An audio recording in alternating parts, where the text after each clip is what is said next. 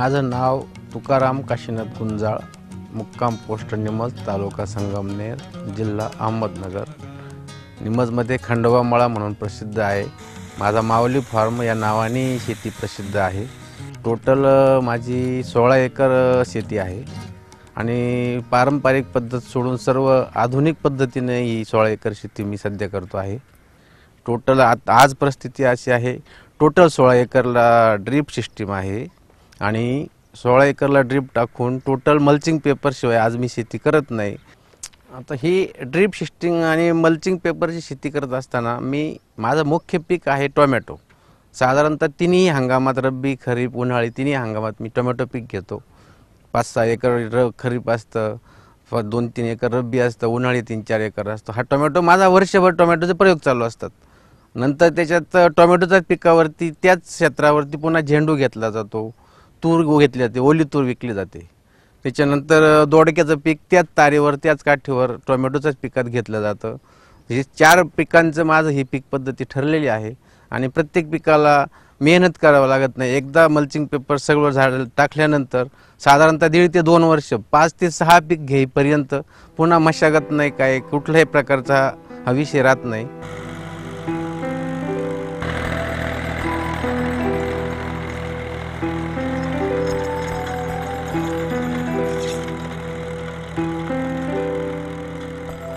Tomato लावण्यासाठी नवीन plot तयार करताना पूर्ण मशागत झाल्यानंतर ड्रीप फिटिंग करावी लागते। ड्रीप फिटिंग केली की नंतर सरी पाडून घ्यायची। सरी पाडल्यानंतर त्याच्यावर पेपर फिटिंग करायचं। पेपर फिटिंग झाल्यानंतर त्याला 1.5 फुटावरती होल घ्यायचे। होल मारल्यानंतर मग रोप जवळ आणून ठेवायचं, प्लॉटला पाणी द्यायचं 2 तास आणि दुसऱ्या दिवशी वापसेवर आल्यानंतर मग टोमॅटोची लागवड व्यवस्थित करायची। आता हे जे या प्लॉटमध्ये उभं आहे, हे झाडं 15 दिवसाचे आहेत। तर हे टोमॅटोची लागवड करताना मल्चिंग पेपरमुळं फार काळजी घ्यावी लागते, कारण काही लोक लागवड करताना खूप घाई करतात। टोमॅटोला आज पाणी भरलं की उद्या त्याच्यावर साधारणतः प्रत्येक होलमध्ये 2 इंच खड्डा, खुरप्याने खड्डा घेऊन त्याच्यामध्ये व्यवस्थित रोप बसवून आणि दोन्ही बाजूने व्यवस्थित दाबून मध्ये सेंटरला रोप आलं पाहिजे, याची काळजी प्रत्येक शेतकऱ्याने घेतली पाहिजे। लागवड जर चुकली, मल्चिंग पेपरवर कानोड झाली, तर शेंडा टेकला तर त्याचं खूप नुकसान होतं। आणि नंतर लागवड झाल्यानंतर मग त्याला दुसऱ्या दिवशी थोडंसं एक अर्धा तास पाणी देऊन नंतर मग त्याला ड्रिंचिंग चालू करावं लागतं आपलं पंपाने। फार आनंद वाटतो की संगमनेर तालुक्यामध्ये श्री तुकाराम गुंजाळसारखे प्रगतशील शेतकरी आहेत आणि यांच्याकडे बघून चांगले प्रयोग राबवण्याची जी इच्छा होते। संगमनेर तालुका हा पर्जन्य छायाचा आहे। 400 ते 450 मिलीमीटर पाऊस आहे। अत्यंत कमी पाण्यामध्ये इथली पीक पद्धती जोपासणं आणि जास्तीत जास्त उत्पादन मिळवणं हे आमचा हेतूने आम्ही इथं काम करत आहोत। आज टोमॅटोचं जवळजवळ 3.5 ते 4.5 हजार हेक्टर क्षेत्र संगमनेर तालुक्यामध्ये आहे। कांद्याचंही मोठं क्षेत्र आहे, परंतु टोमॅटोकडं मोठ्या प्रमाणावर शेतकरी आकर्षित जात आहे। आमच्या पुढे एक असा उद्देश होता की माननीय पंतप्रधान डॉक्टर मनमोहन सिंग यांनी ठरवलं होतं की आपल्या कृषीचा दर कमीत कमी 4% असला पाहिजे, म्हणून त्या दृष्टीने आम्ही महाराष्ट्रातही प्रयत्न केले। माननीय मंत्री महोदय, महाराष्ट्र राज्याचे कॅबिनेट मंत्री श्री राधाकृष्ण विखे पाटील यांनी सांगितलं की आपल्याला देशाच्या तुलनेमध्ये कसं उत्पादन वाढवता येईल, त्याच्यामुळे आम्ही ही तंत्रज्ञान वापरायला सुरुवात केली। आमचा उद्देश हाच आहे की शेतकऱ्यांना इथं जास्तीत जास्त उत्पादन हवं, महाराष्ट्राचा दर, कृषीचा दर 4%पेक्षाही अधिक जावा, एकरी मिळणारं उत्पन्न हे उत्पादन खर्च वजा जाता हे त्याला मोठ्या प्रमाणावर दिलासा देणारं असावं, म्हणजे उत्साहवर्धक असावं, अशा याच्यातून आम्ही चाललेलो आहे। आणि आज इथं मी तर म्हणतो भारतातले उत्कृष्ट प्लॉट संगमनेर तालुक्यामध्ये आहे। भाजीपाल्याचे आहेत, कांद्याचे आहेत, टोमॅटोचे आहेत, त्याच्यामध्ये डाळिंबाचे आहेत। उत्कृष्ट प्लॉट अगदी भारतातले, मी तो चॅलेंज करतो की भारतातले उत्कृष्ट प्लॉट इथं पाहण्यासाठी शेतकऱ्यांनी यावं इथं संगमनेर तालुक्यात। कारण एकच ध्यास आहे की आमचं उत्पादन वाढावं, शेतकऱ्यांना जास्तीत जास्त नेट फायदा व्हावा, हीच उद्देशाने आम्ही माहिती तंत्रज्ञानाचा जास्तीत जास्त शेतकऱ्यांपर्यंत पोहोचवण्याचा प्रयत्न करतो। शेतीचा नवीन शोध, वेगवेगळे बदल, याप्रमाणे मी सुद्धा प्रत्येक वर्षी बदल करत चाललो। मागच्या वर्षापासून मी हे पीक घेतलेलं आहे टोमॅटोचं ना, याच्यामध्ये मागच्या वर्षी उन्हाळ्यात टोमॅटोचं पीक घेतलं होतं, त्याच्यानंतर तुरीचं पीक घेतलं, पुन्हा झेंडूचंही पीक घेतलं त्याच झाडावरती, त्याच पेपरवरती.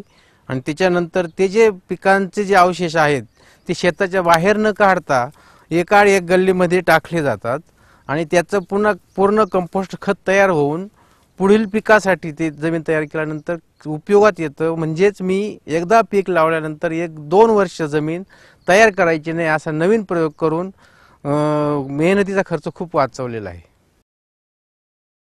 मल्चिंग पेपर टाकल्यामुळे ओलावा टिकून राहतो, पांढऱ्या मुळांची वाढ खूप झपाट्याने होते कारण आच्छादन व्यवस्थित असतं, शिवाय त्याची वापसा कंडिशन खूप चांगल्या प्रकारे राहते. ह्या दोन्ही गोष्टींमुळं झाडाची वाढ खूप चांगल्या प्रकारे होऊन उत्पन्नात वाढ होते.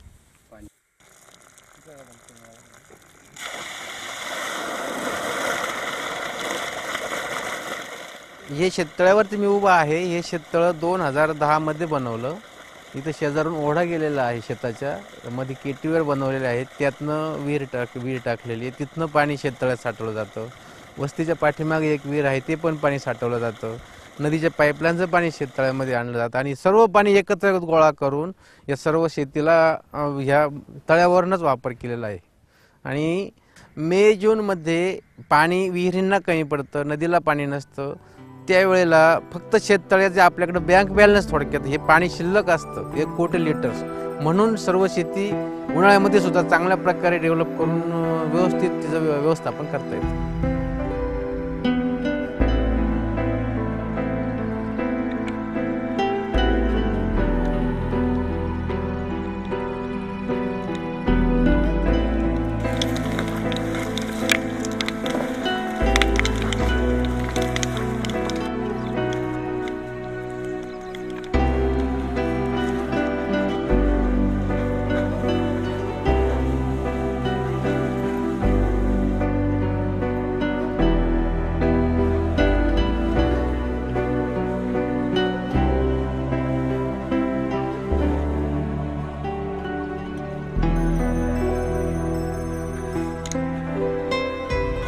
माल विक्री करताना संगमनेर सारख्या ठिकाणी लोकल मार्केटला न विकता बाहेर माल विकायचा, म्हणजे थोडक्यात दररोज मार्केटिंगची चौकशी करायची. सुरत, बडोदा, अहमदाबाद, मुंबई यासारख्या मोठ्या शहरांमध्ये डायरेक्ट आपला माल जाऊन विक्रीस गेल्यास लोकल मार्केटपेक्षा 20-25% आपला फायदा होतो. म्हणजे टोटल उत्पन्नामध्ये आपला बोनस थोडक्यात निव्वळ नफा जो आहे त्यात खूप चांगल्या प्रकारे वाढ होते. म्हणून प्रत्येक शेतकऱ्यानं मार्केटिंगवर जास्तीत जास्त लक्ष देऊन जबाबदारी पार पाडली पाहिजे.